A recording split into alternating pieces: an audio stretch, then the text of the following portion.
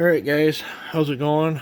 I figured I'd do another little video. I keep getting asked like what I do, what I have, and what I use for on ports and stuff, so I figured I didn't got much else going on today. I'd make a little video. The 90s that I have, this is a Jitterbug. It's air powered. This was the first one I ever got. It didn't work the greatest. You have to turn it on, and then you're risking hitting your cylinder trying to get it down in there, but it did do the job. Was a little bit too long for most 50 cc's, but I could get it to work on like 60, 65 cc's and up. This, I couldn't tell you the brand of it. I actually Googled, like a 90-degree piece or whatever, and this popped up on one of them Chinese sites. It wasn't very expensive. I ordered it. It took, I don't know, a few months, it seemed like, for it to come in, and then it finally did. I really like it a lot. I've talked to some other people that's got these, and they think they vibrate compared to an expensive one, but I'm not made of money. For what I do, this thing does just fine. You will find yourself shortening carbides and stones. You have to cut the shaft down to get it to the size that you want. And I'll use stones and carbides and these diamond bits. Just depends on what I'm trying to do. What I'm trying to do for the port. But that's enough of them. I'll get them out of the way. What I do for the exhaust ports and how I get them to look good. These are 1/4-inch ones, air powered. These were extended carbides that the carbides I'd done used up and ruined them on muffler mods and stuff. So I just cut them off and cut slots in them. And these are great for, like, you can go to the dollar store. No, it's a $1.25 store now because everything's $1.25 in there. But you can get a whole pack of them for $1.25. You can cut these down, and I'll use these green ones and these air-powered ones and squirt like brake cleaner, carb cleaner, or something on them, and I'll go in there and I'll twirl around and I'll get all that carbon off that's built up in there on a used cylinder anyway, and that way I'm not plugging my bits up with carbon when I go to move stuff around in there. And then you can get these at Harbor Freight. I call them Tootsie Rolls, but they come with the 1/4-inch things. You can put them in these. I don't know, they're in blue ones, I think, somewhere around here right now. I probably got 12 or 13 different 1/4-inch air grinders. But you can get that whole 52-piece kit there at Harbor Freight with the tooling. Yep. There's another one. I thought I had a package of just the... You can get these in just the sandpaper rolls too. It's a little bit cheaper. But I'll use them Tootsie Rolls. You can get boxes of them on eBay. Different grits and sizes. I use them a lot. I even made... that's one of them tools for them Tootsie Rolls that I cut down that I can fit in these. And it's so much handier in these than this. These are great if you want to remove a lot in a hurry, but they're not very good at finessing. These I can finesse, and the papers will last longer too. You're not over spinning them. So I'll use a combination of this, and then this is just a bolt. You can still kind of see the threads there that I turn down and cut a notch in, and then I can use, like coarse emery cloth.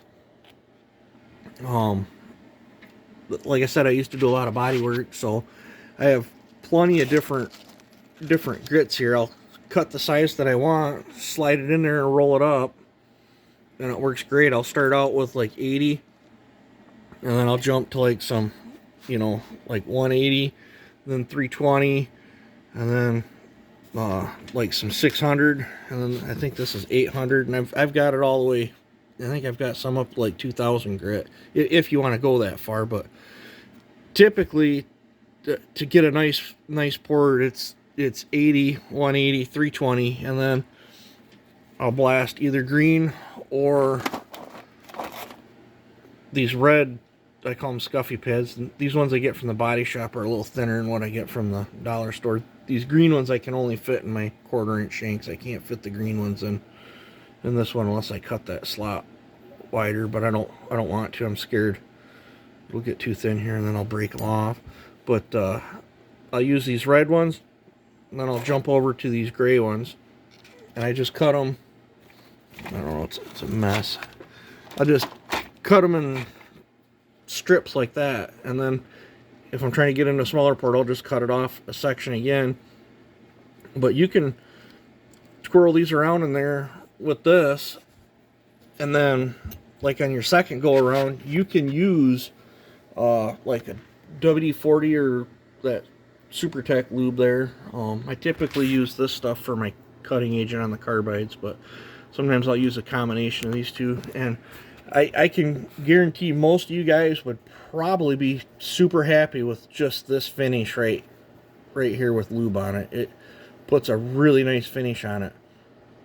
But then I'll even go a bit further, and I'll use them.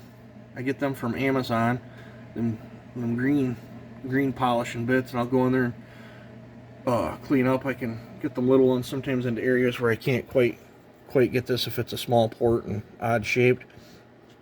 And then I will switch over to either like these wool, these pre-made wool ones, or this just got a threaded on thing that you can thread. I know I'm going all over the place, but you can get these style. I like this one a lot. I use this one a lot. You can buy these like at Hardware's or eBay. I think you can get them just about anywhere. And then I will use either a green clay bar or a brown clay bar, and I'll just, you can see where I've cut into it. I'll just roll it into it, and it'll coat that, and then I can go right in there and just polish that port right up where it looks good. And then on the last, I'll spray a little WD-40 on it, go in there and twirl it, and then when I go to wash the cylinder out, that kind of makes it a lot nicer to clean out. But trying to think what else. I mean, if you guys follow them there steps, a lot of times I'll cut right up to my exhaust port and leave about 1.5 degrees or so I got room for polishing. So by the time I'm done sanding and polishing, I'm right where I want to be on the numbers. But sometimes I try different things, but I know this system works really well. And you guys if you don't have these, you can still get a port to look really good with WD-40 and 2,000 grit sandpaper too. It just depends on how much time and effort you guys want to put into it. But I just thought I'd show this a little bit more detail on how I get them exhaust ports to look good.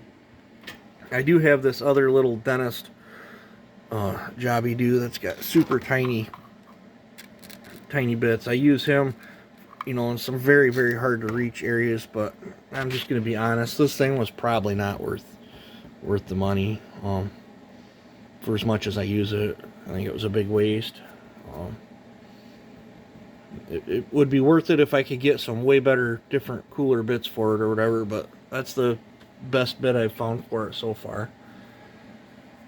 But yeah, it sure don't take long to mess up your porting bench. But you guys have a good one, and take it easy. And I mean, I'm trying to grow the channel, so if you guys want, it would be awesome if you guys subscribe. But you guys have a good one.